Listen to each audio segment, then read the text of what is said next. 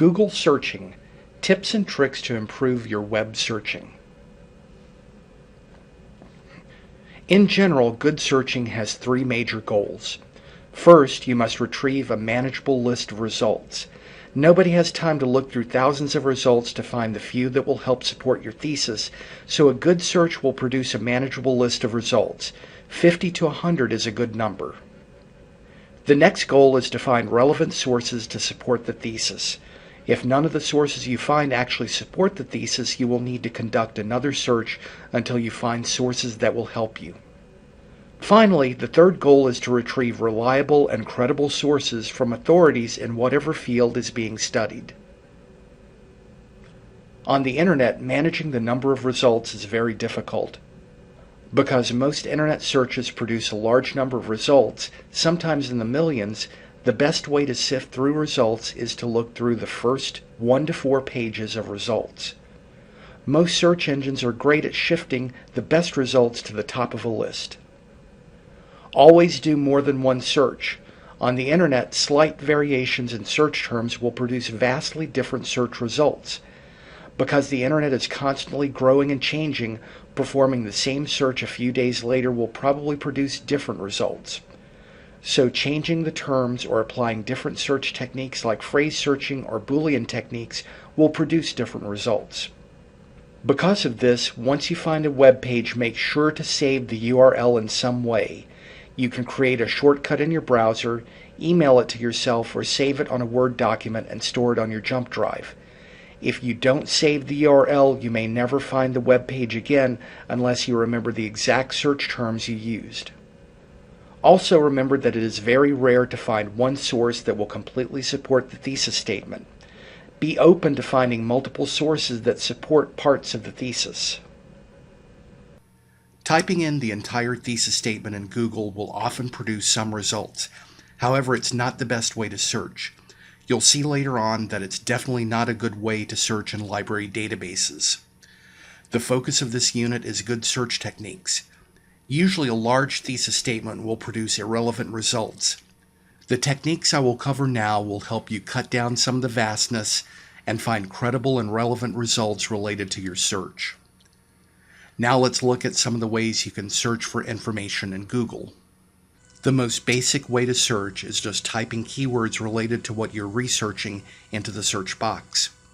For example, let's say our thesis is global warming will have a significant effect on the Everglades due to rising sea levels. Google works with Boolean searching a bit differently than what you saw in one of the previous videos, so I'll mention the differences as I go along. You can start off by taking a few of the keywords like global warming and Everglades. Just put these into the Google search box because by default Google uses the AND Boolean operator.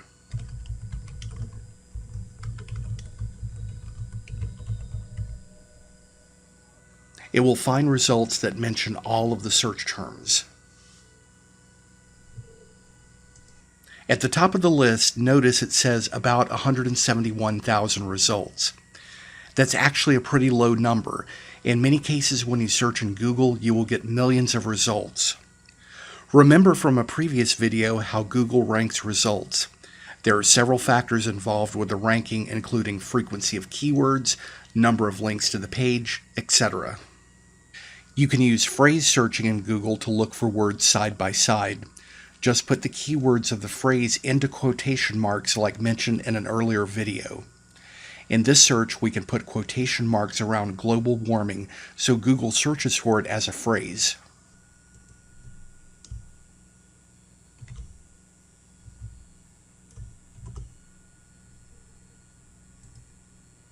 And notice that it makes a slight change in the number of results. Google accepts the OR Boolean operator just as it was explained in a previous video. So if you are looking for global warming,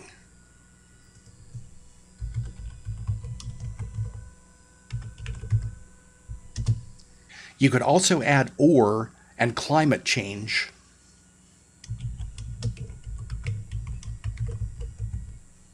Since these two terms are closely related.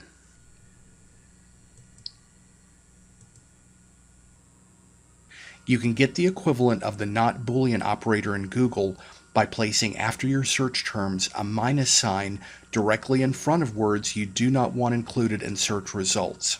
For example, if we search for dolphins,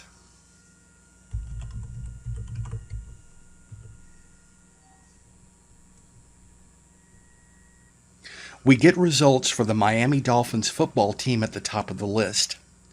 If we don't want information about football,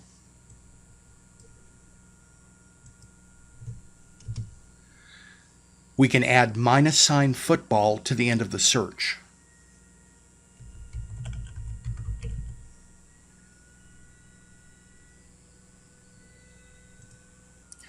When we rerun the search, notice that the results with football are now gone.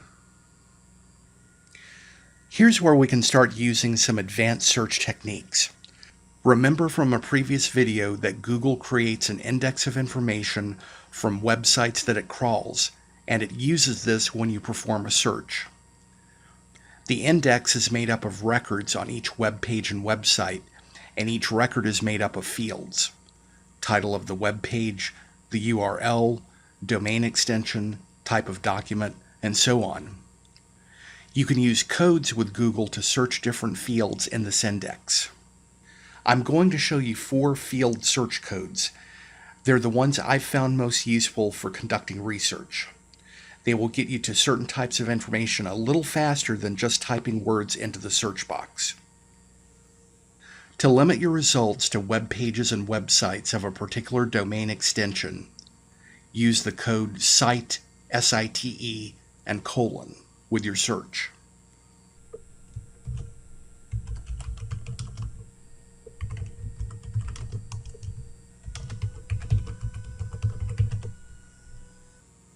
Let's go back to one of our previous searches.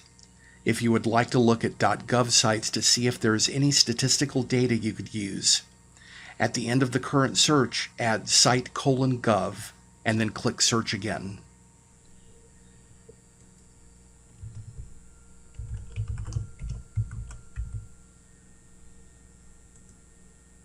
Notice how the number of results dropped dramatically. Also, look at the green web addresses below the title of each result. You can see that the search worked correctly because all of the web addresses contain .gov. To specify that the results have the search terms in the title of the web page or website, use ntitle:. For example, if we want web pages and websites with Everglades in the title, we can enter ntitle:/Everglades.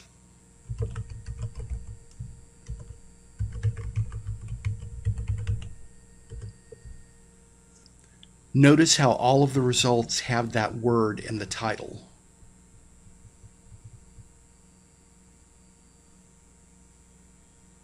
We can use nurl:/ to get results with a desired word in the URL or web address. For example, if we want to find web pages and websites with Everglades in the URL, we will change the search to nurl:/Everglades.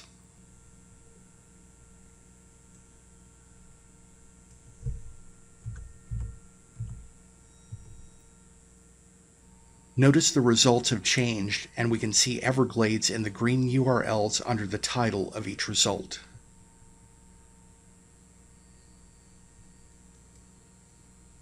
Remember from one of the videos in the first unit that I discussed how hypertext is a system that allows documents, images, and other types of files to be linked together on the web.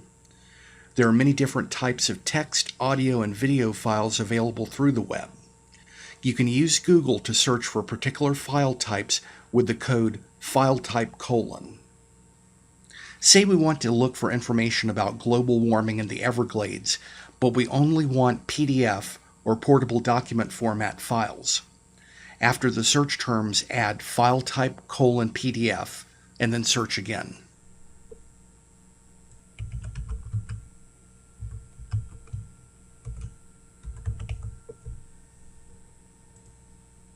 Notice that all of the results have a tag noting that they are PDF files. This code will come in handy when putting together class presentations and you're looking for media to use. Here are some of the common file types you can search for on the web. I'll put all of this information into a table you can download and consult when completing activities. There's one important thing I do want to point out.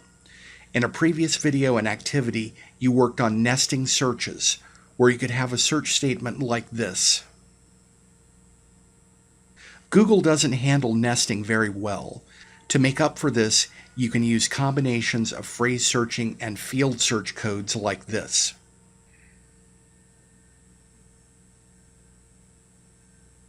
With these techniques, you are on your way to being a savvy Google searcher.